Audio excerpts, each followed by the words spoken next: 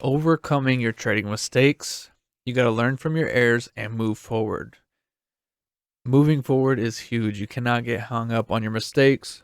What we added in our trading journal at the bottom, our reflections section, you want to analyze your trades, whether they were good or bad. Figure out, did you follow your rules? Cool. It was a great day of trading. I followed my rules. That is what I need to continue to do. Now, if you made a mistake, you ignored this rule, or you jumped in too early, you're going to reflect on that.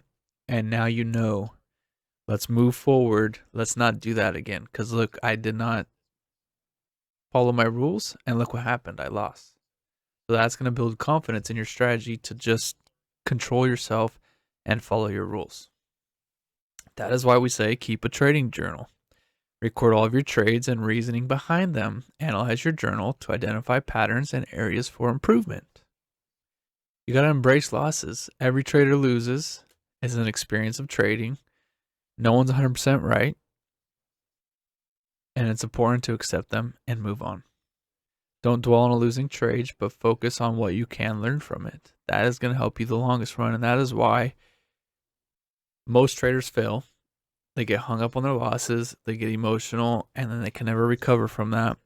And the successful ones, they'll say, yeah, I document my trades. I just follow my rules. I don't get emotional. And I'm profitable. I'm still here. I've been trading for 4 years, however long I've been trading. Review your trades. Now, I keep that journal and I write about it, but I also take screenshots of my trades for that session, as well as screenshots before I start trading, so I could see the market before I started, and then I see the market after I traded, as well as my executions on the charts.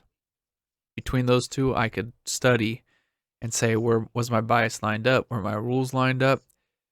Did I fail but still follow my rules, or did I fail and not follow my rules? Or was I successful, followed my rules, or was I successful and not followed my rules? And that's what I break down, right? Then you want to stick to your trading plan.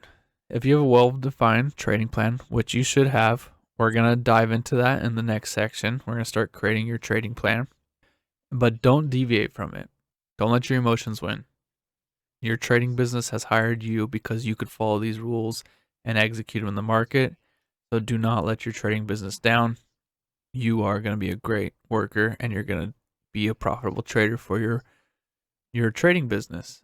Best part about it is that trading business is you, so you get those profits that you have earned your trading business. So just be a good worker, listen to the rules your business has created, and trade.